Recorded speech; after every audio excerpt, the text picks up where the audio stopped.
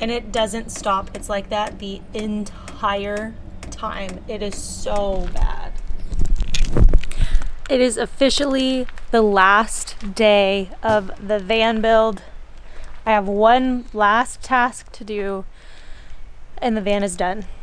Then we can decorate and move in for a trip. I was kind of dreading doing the lagoon mount table just because I didn't want to have to cut a big piece of that plywood. It's so heavy and I needed help. But there was one day where I was just doing stuff and I was getting stuff done.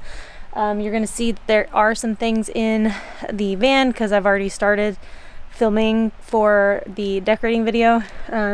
But I have the lagoon mount in. So huge thank you to Susie for sending this. It's basically a lagoon mount table, but it's a cheaper version of it from my Amazon wish list. Thank you so much. I'm hopefully going to be installing this today. So basically I want to put the lagoon mount table on the side here. So that way when I'm sitting here I can use it as a desk. When Ember and I get parked somewhere, I'll probably take her car seat out and put it on the bed or put it in the front seat so it's not in the way and we can just hang out. So let's take a look at this lagoon mount and see if we can get it installed today.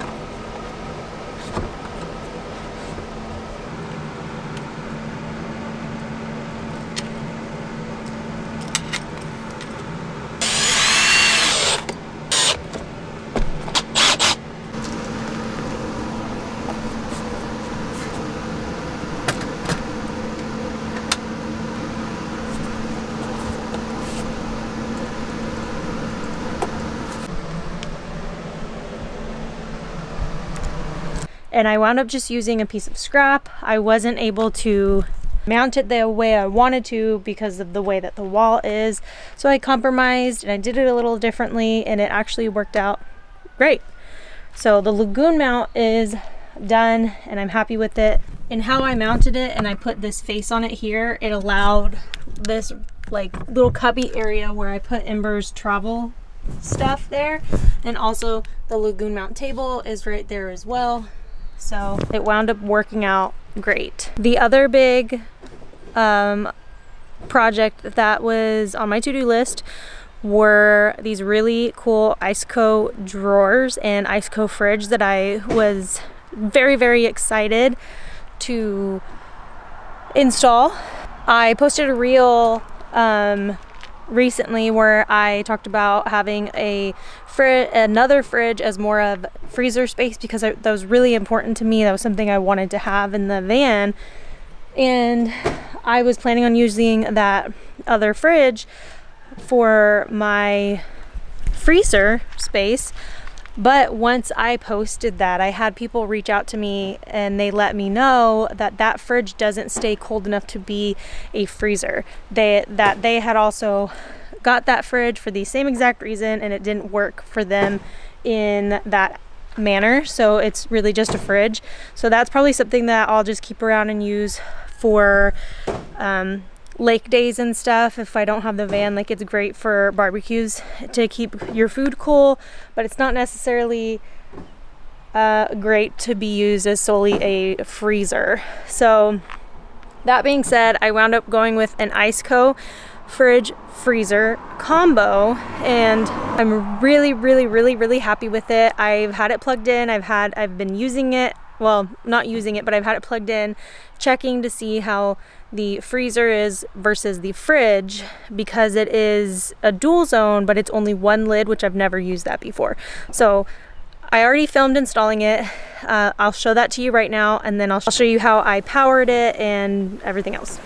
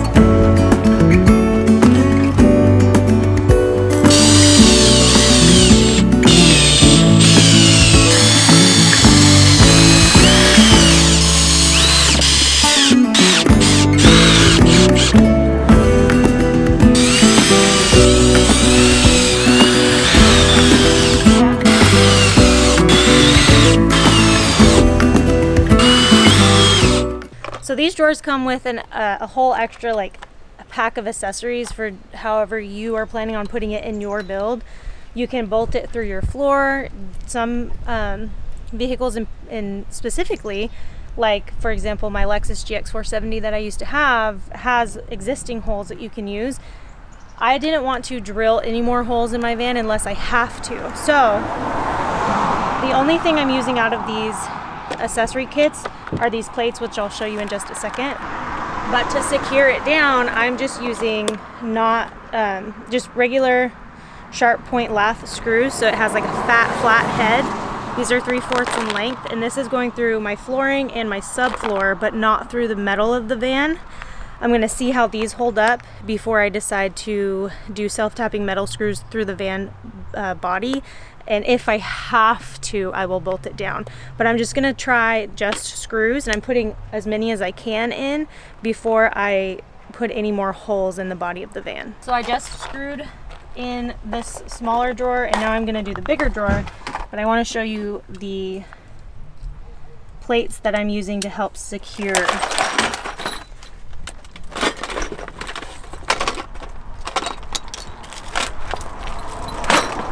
So these screw heads are too small to fit in these bigger holes in the drawers. So what I'm doing is putting them over that and adding 2 extra screws on the center front and the center back, just like this. Let me show this side. Just like that there. So that's what we're doing right now.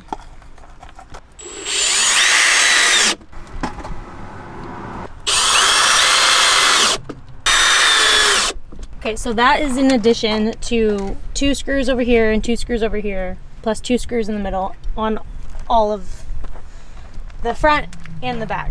So now that they are secure, they feel very secure, we're gonna put the tops back on and then put the drawers, or put the drawers back in, then put the tops back on. Okay, we're just gonna slide that one. Gotta get these in there correctly to bring in the... That is what she said. I'm talking shit.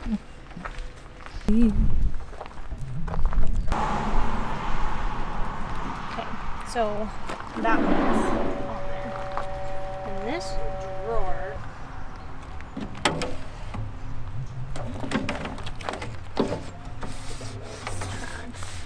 so this was really confusing.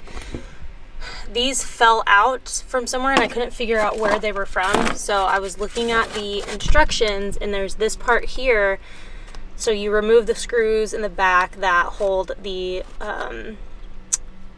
anti-rattle floor stops, which is what this is. So when I did that, I didn't take off the entire top like you see here to remove the stops. I just took the stops out without having to do that. So I was a little confused as to where those came from, and when I figured that out, it made more sense. So basically you'll pull this forward, stick it back in there, and then screw it back in there, and you got your roller stops back in there.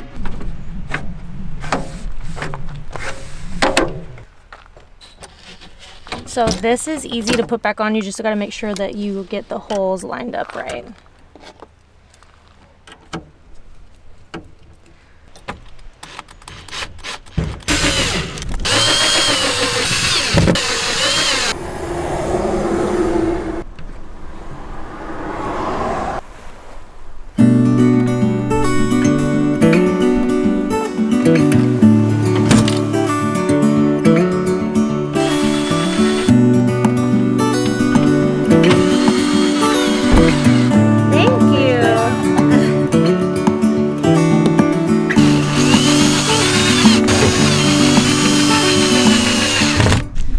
Okay, the drawers themselves are installed.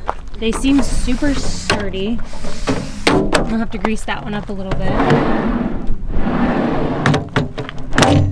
So this one locks and it's bigger, which I love, and then this one is just a little bit of extra storage. And then I'm going to put the refrigerator here, so that is our next mission.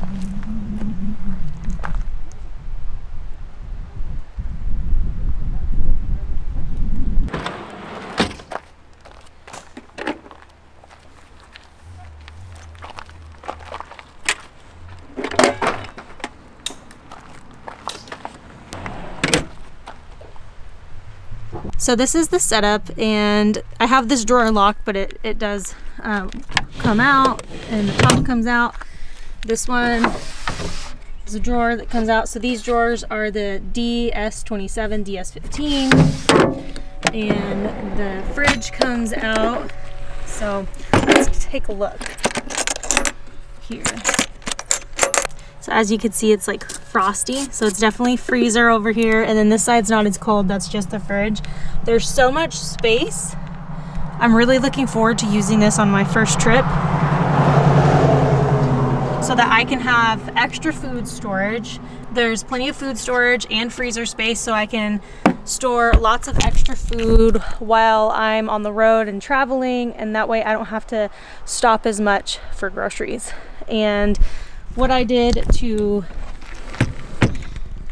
connect this is I just tacked up a little piece of plywood, and then I am using the 12 volt to keep it charged.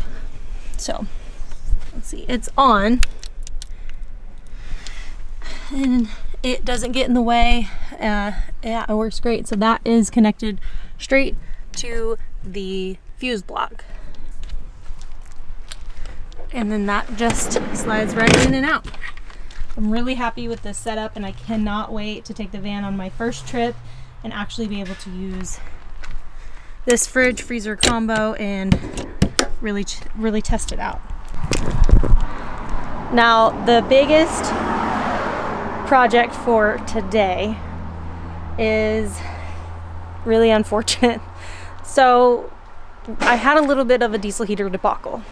If you watched the diesel heater install video, we hooked up the diesel heater fuel line directly to the fuel tank. Well, we actually, no, not to the fuel tank, to one of the fuel lines going into the tank. What I learned the hard way is that you can do that on these T1N Sprinters if it is, I think, a 2003 or older. In 2004, they changed it and they put pressurized lines on the tank. So because of that, when I turned the van on, it would push fuel through the line and into the diesel heater. And so I have a video of fuel just spewing out from the muffler. It's coming out of the muffler.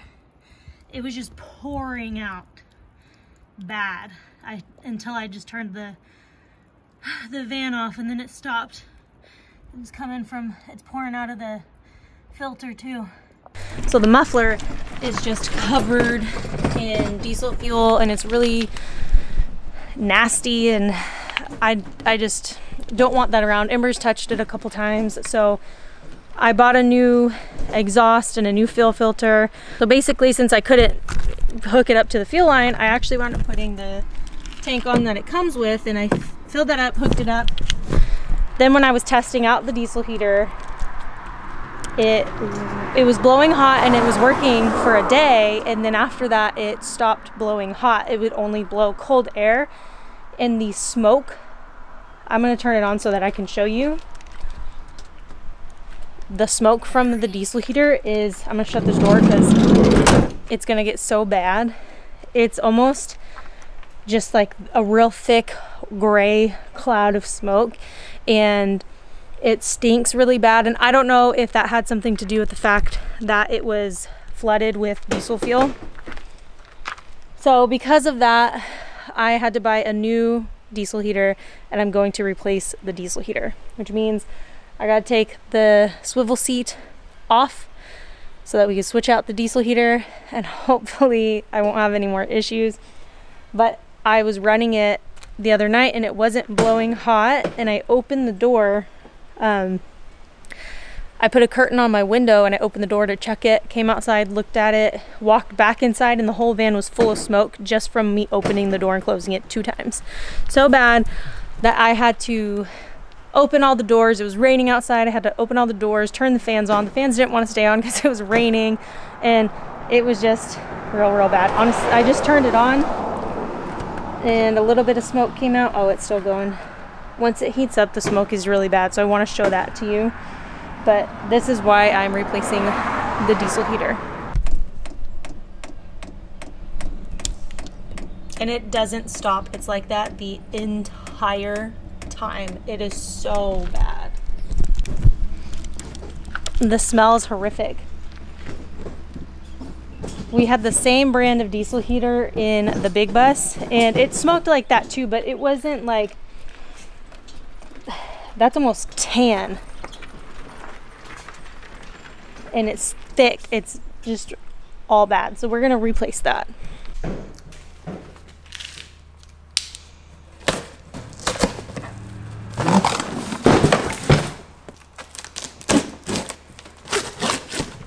Oh dang. This one comes with a 15 liter instead of a 10. Dang, I'm now gonna have to replace the tank too. This is the same heater that I put in my very first van all those years back. And I never had issues with it. And honestly, I could run it for a week straight and not have to fuel up. Which maybe it's because I had a 15 liter tank.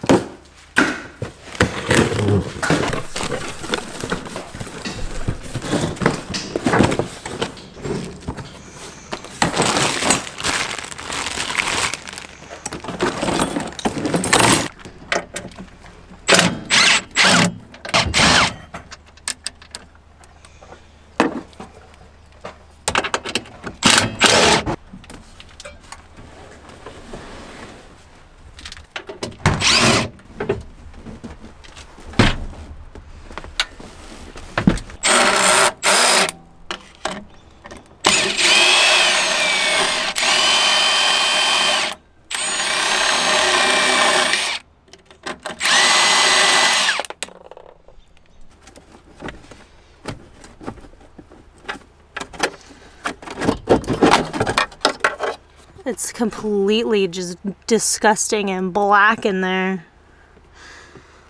That stinks. Okay, hopefully these will all fit in the same holes.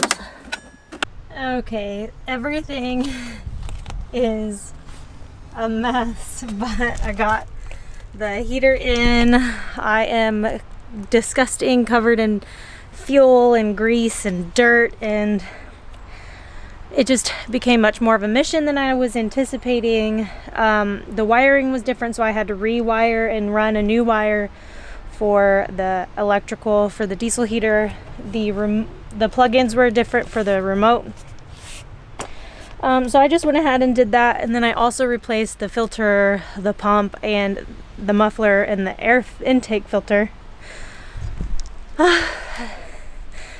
And it was quite the mission. I'm so tired, but I got it done.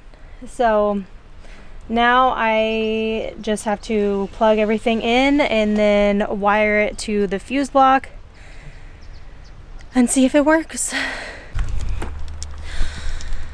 Okay, everything's wired. Now I think I'm gonna plug it in and we're gonna turn it on. We're gonna see if it works.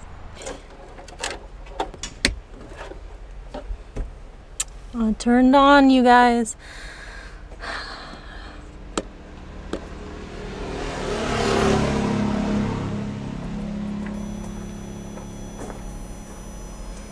It's blowing. Let's see if it gets hot. I might have to do it a few times since I had to change the lines.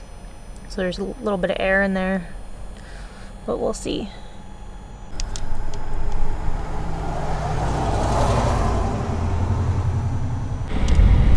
Blowing hard. The pump is going. It's not hot yet,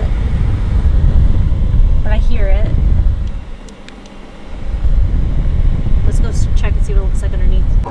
Stuff's coming out of the exhaust. You can't really see it, which is good, unlike the other one.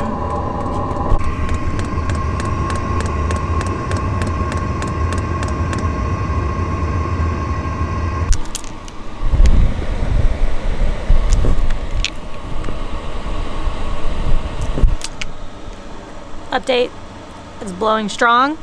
It's blowing warm right now. It's not, yeah, it's hot. And the exhaust isn't blasting white smoke. So the exhaust is going, and as you can see, it's not doing what it was doing before. And yeah, it's definitely coming out hot. Mission accomplished. Oh my goodness. Now I gotta clean up, put my seat back on, and once that's done, the van is done. 100% complete. Wow. Last update. I went inside and I had lunch, and I left the heater on the whole time. I was in there for a minute. I came back out.